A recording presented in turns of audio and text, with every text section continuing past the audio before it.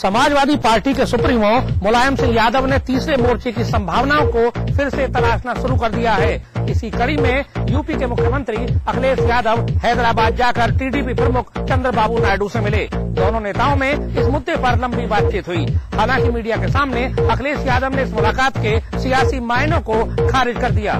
माना जा रहा है कि तीसरे मोर्चे की जुगत में जुटे मुलायम कुलमे ने क्षेत्रीय दलों से करीबी बढ़ाने की मुहिम जोर शोर के साथ शुरू कर दी है।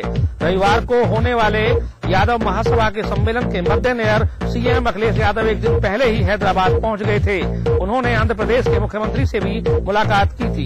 दिन भर आंध्र के सियासी गणित को खंगालने के बाद टीडीपी अध्यक्ष चंद्रबाबू नायडू के घर जाकर उन्होंने करीब 1 घंटे तक उनके साथ बातचीत की। हालांकि अखिलेश यादव ने औपचारिक तौर पर चंद्रबाबू नायडू के साथ मुलाकात को सियासी रंग में देने पर जोर दिया। हालांकि उन्होंने यह भी कहा कि जब दो बड़े नेता मिलते हैं तो जाहिर तौर पर राजनीतिक बात होती है। कुल मिलाकर देखा जाए तो अखिलेश यादव हैदराबाद गए तो तीसरे मोर्चे की संभावनाएं भी फिर से शुरू हो गई हैं। भोपाल के शाहपुरा थाने में पुलिस ने कांग्रेस के महासचिव और मध्य प्रदेश के पूर्व मुख्यमंत्री दिग्विजय सिंह के खिलाफ शब्दों के जरिए धार्मिक भावनाओं को ठेस पहुंचाने का मामला दर्ज किया है। पुलिस ने आईटी एक्ट की धाराएं भी लगाई हैं। राष्ट्रीय स्वयंसेवक संघ के कार्यकर्ता एवं अधिवक्ता संगीत वर्मा ने पूर्व वित्त मंत्री राघव जी की गिरफ्तारी के बाद किए गए ट्वीट को लेकर कांग्रेस महासचिव दिग्विजय सिंह के खिलाफ शाहपुर थाने में शिकायत दर्ज कराई है। गौरतलब है कि दिग्विजय ने ट्वीट किया था, बच्चा बच्चा राम का, राघव जी के काम का। संगीत वर्मा ने अपनी शिकायत में कहा कि सिंह द्वारा जानबूझकर एक समुदाय की भावनाओं को आहत किया जाता है। पुलिस ने कहा कि एफआईआर दर्ज होने के बाद जांच के बाद आगे की कार्रवाई की जाएगी। हालांकि पुलिस ने जो धाराएं लगाई हैं वो गैर जमानती हैं। देश के 7 बड़े एयरपोर्ट पर हो सकता है आतंकी हमला। आतंकियों ने यहां से प्लेन हाईजैक करने की भी साजिश रची है। ये खुलासा सुरक्षा एजेंसियों ने किया है। खुफिया सूत्रों से मिली जानकारी के मुताबिक देश के 7 बड़े शहरों में दिल्ली, मुंबई, अहमदाबाद, चेन्नई, बेंगलोर, हैदराबाद और गुवाहाटी के हवाई अड्डे आतंकियों के निशाने पर हैं। सुरक्षा एजेंसियां पिछले कुछ दिनों से आतंकियों की सीमा पार हो रही बातचीत पर नजर रखी हुई थी। इस दौरान बातचीत हवाई अड्डों पर आतंकी साजिश का पता चला है। सुरक्षा एजेंसियों के मुताबिक कुछ छोटे एयरपोर्ट पर भी विमानों को हाईजैक कर हमला करने का प्लान भी है। सुरक्षा एजेंसियों के इस अलर्ट के बाद से सभी एयरपोर्टों की सुरक्षा बढ़ा दी गई है। समाजवादी पार्टी ने लोकसभा चुनाव 2014 की तैयारियों का आगाज कर दिया है। भाजपा के राष्ट्रीय अध्यक्ष राजनाथ सिंह के लोकसभा क्षेत्र में परिवर्तन रैली कर समाजवादी पार्टी ने उनको चुनौती दे दी है। इस रैली में बतौर मुख्य अतिथि शिरकत करने आए राम गोपाल यादव ने सपा की कार्यकाल की उपलब्धियों को गिनाना भी शुरू कर दिया है। सपा के राष्ट्रीय महासचिव प्रोफेसर राम गोपाल यादव ने कहा कि उनकी पार्टी प्रमोशन में आरक्षण का विरोध करने में सफल रही। प्रदेश के तमाम विभागों में लंबित पड़े प्रमोशन तत्काल दे दिए गए और नई भर्तियां की जा रही हैं। उपलब्धियां गिनाने के बाद बढ़ते अपराध पर उन्होंने बेबसी भी जाहिर की। उन्होंने कहा कि बाप बेटी के साथ बलात्कार कर रहा है, लड़कियां अपने ही करीबी रिश्तेदारों का शिकार बन रही हैं। इंदिरा गांधी की हत्या उन्हीं के गार्ड कर देते हैं, मेरी भी हत्या हो सकती है। ऐसे अपराधों को रोका नहीं जा सकता। सरकार की उपलब्धियां गिनाने के बाद प्रोफेसर राम गोपाल यादव ने एक बार फिर यूपी के क्राइम की तुलना दिल्ली से की। उन्होंने कहा कि दिल्ली में यूपी के मुकाबले 10 गुना ज्यादा क्राइम है, लेकिन मीडिया यूपी के क्राइम को ज्यादा बढ़ा चढ़ाकर दिखाता है। भतीजे अखिलेश की नौकरशाही पे गर्जे चचा शिवपाल, कहा कि नौकरशाही ने ही राजनेताओं को भ्रष्ट बना दिया है। ये भी कहा कि हर हाल में सुधारेंगे कानून व्यवस्था। आखिरकार प्रदेश की खराब कानून व्यवस्था को प्रदेश के कैबिनेट मंत्री शिवपाल सिंह ने मान ही लिया। उन्होंने कहा कि आजमगढ़ में विधायक की हत्या दुर्भाग्यपूर्ण है और अपराधियों पे जल्द ही कार्रवाई होगी। इसके अलावा शिवपाल सिंह यादव ने अखिलेश की नौकरशाही पे आरोप लगाते हुए कहा कि नौकरशाही अच्छे कामों में अड़ंगा लगाती है। शिवपाल ने कहा कि लोकतंत्र को नौकरशाही से ही सबसे ज्यादा नुकसान मिला है। आज के राजनेताओं को सिर्फ नौकरशाही ने ही बिगाड़ रखा है। 5 साल पहले तो सरकार भ्रष्ट ही और अब नौकरशाही अच्छे कामों में अड़ंगा लगा रही है। कभी पिता मुलायम सिंह और कभी चाचा शिवपाल ने ये माना कि अखिलेश की नौकरशाही बिगड़ चुकी है, लेकिन हैरान करने वाली बात यह है कि अखिलेश यादव ने खुद अभी तक इस नौकरशाही को सुधारने के लिए कोई भी पहल नहीं की है। बसपा सुप्रीमो मायावती ने लखनऊ के पार्टी दफ्तर में पश्चिमी उत्तर प्रदेश के लोकसभा प्रत्याशियों और कोऑर्डिनेटरों के साथ समीक्षा बैठक की। इस दौरान लोकसभा चुनाव की तैयारियों को लेकर जमकर चर्चा की गई। लखनऊ में बसपा कार्यालय में बसपा सुप्रीमो मायावती ने लोकसभा चुनाव की तैयारियों को लेकर पश्चिमी उत्तर प्रदेश के सभी कोऑर्डिनेटर, सांसदों, विधायकों और पार्टी पदाधिकारियों की समीक्षा बैठक की।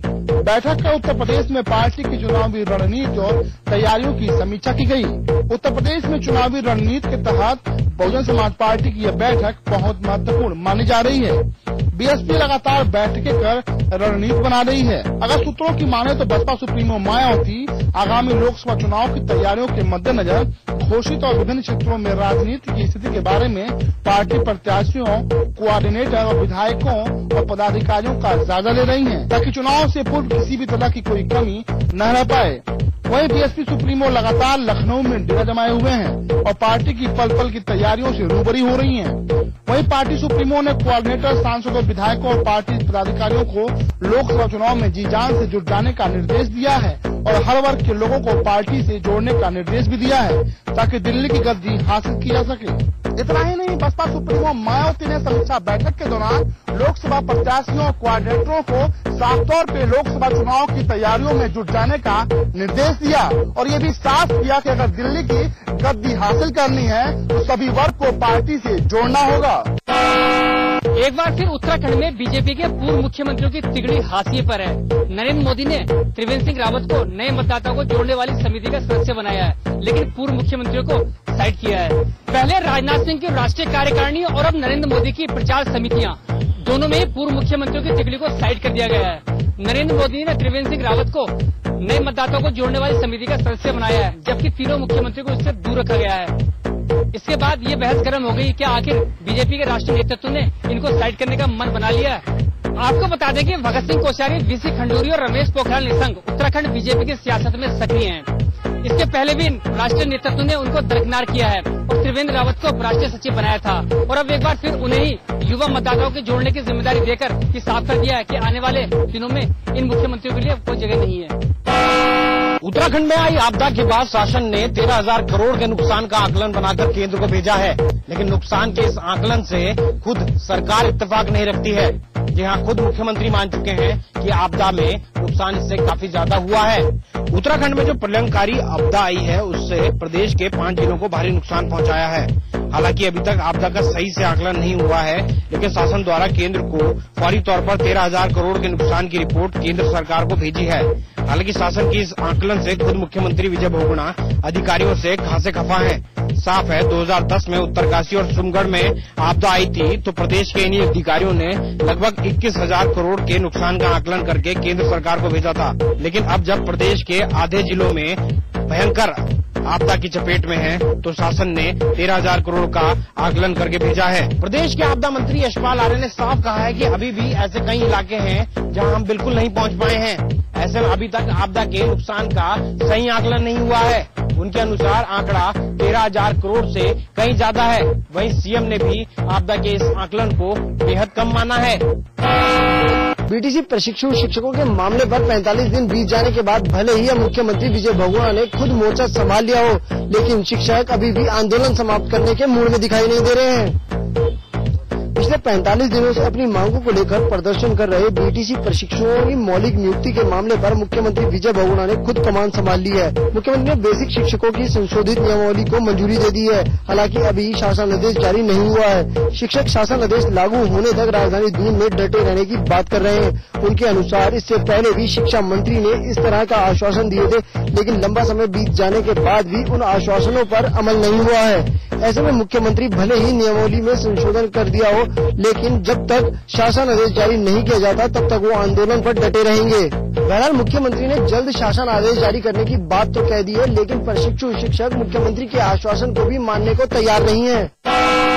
नदी में नहाने आए छात्र बन गए हादसे का शिकार। देहरादून के सहस्त्रधारा पिकनिक स्पॉट पे देहरादून के एक निजी कॉलेज के विद्यार्थी जब नहाने के लिए पहुंचे, उनमें से 2 छात्र नदी में डूब गए। हालांकि एक छात्र को स्थानीय लोगों ने बचा लिया, लेकिन एक छात्र एजाज अहमद का अभी तक कोई पता नहीं लग पाया है। कहते हैं कभी कभी मजा सजा भी बन जाता है। ऐसा ही कुछ हुआ आज राजधानी देहरादून में, जहाँ प्रसिद्ध सहस्त्रधारा पिकनिक स्पॉट में कश्मीर के 14 छात्र पहुंचे थे रविवार की छुट्टी मनाने। ये सभी छात्र देहरादून में सहसपुर के एक निजी कॉलेज में पढ़ते हैं। सहस्त्रधारा में नदी में नहाने उतरे इन छात्रों को नहीं पता था कि इनके साथ कोई दुर्घटना भी हो सकती है। इनमें से 2 छात्र नदी के तेज बहाव में बह गए, जिनमें से एक छात्र को स्थानीय लोगों की मदद से बचा लिया गया, जबकि एक छात्र नदी के तेज बहाव में बह गया। एजाज अहमद और रईस अहमद नाम के ये 2 छात्र नदी के बहाव में बह गए, जिनमें से रईस अहमद को लोगों ने बचा लिया, लेकिन एजाज अहमद का पता नहीं लग पाया।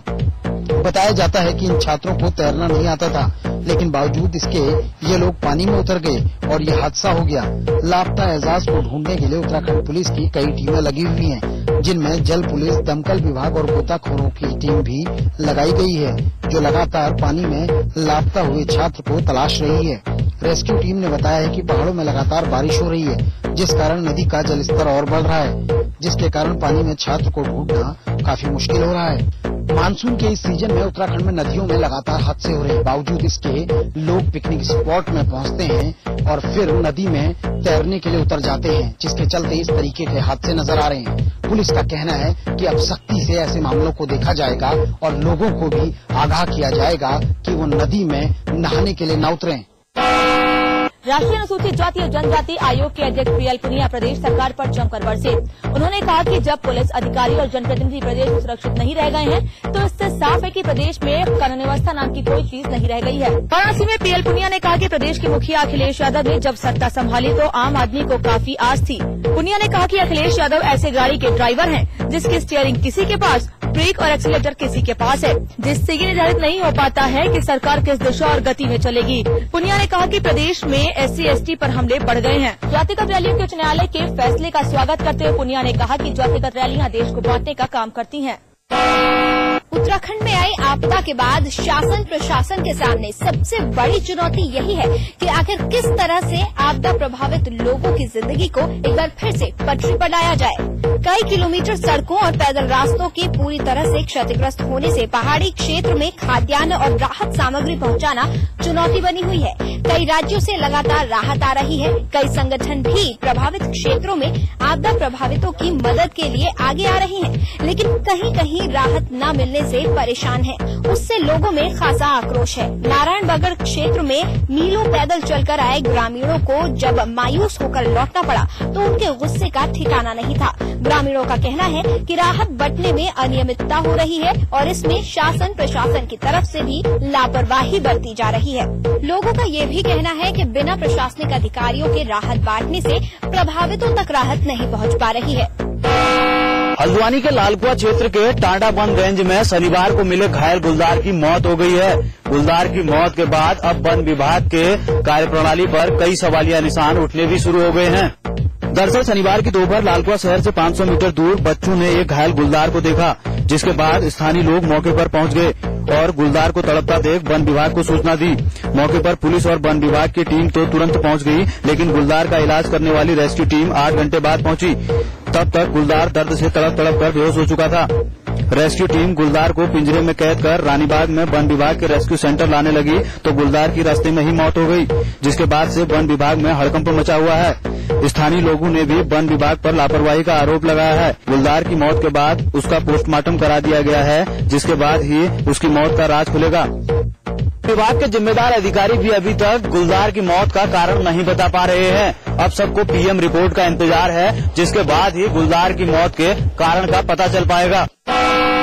यूपी में पुलिस चौकी में ड्यूटी कर रहे एक सिपाही की गोली मारकर हत्या कर दी गई। वहीं हत्यारे पुलिस की पकड़ से अभी भी फरार है और अधिकारी जांच की बात कहकर अपना पल्ला झाड़ रहे हैं। मामला बागपत जिले के बड़ौद थाना क्षेत्र की औद्योगिक पुलिस चौकी का है, जहां पर तैनात विक्रम सिंह भाटी देर रात अपनी ड्यूटी पर था, जहां उसकी गोली मार हत्या कर दी गई। पुलिस चौकी में बिखरा खून और नीचे पड़े नकली दांतों का जबड़ा मृतक सिपाही का ही है। मृतक सिपाही विक्रम सिंह भाटी की मौत पर जिले के SSP राजू बाबू सिंह का कहना है कि उनको सूचना मिली थी कि विक्रम सिंह भाटी अपनी चौकी पर घायल अवस्था में पड़े हुए हैं। इलाहाबाद के सिविल लाइंस थाना क्षेत्र में ट्रैफिक पुलिस द्वारा वाहन चेकिंग कर काली फिल्म उतरवाई जा रही थी। इसी दौरान एक नशे में धुत रईसजादे ने अपनी गाड़ी के विंडो में सिपाही का हाथ फंसाकर 500 मीटर तक उसे घसीट डाला। पब्लिक की सतर्कता से फिलहाल उसे पकड़ लिया गया है। इलाहाबाद के सिविल लाइंस के हनुमान मंदिर चौराहे पर लाल नीली बत्ती काली फिल्म लगी गाड़ियों की चेकिंग चल रही थी। ट्रैफिक पुलिस के दरोगा और सिपाही गाड़ी की चेकिंग में लगे हुए थे। उसी समय एक काली फिल्म लगी वैगनार आती दिखी तो पुलिस वालों ने उसे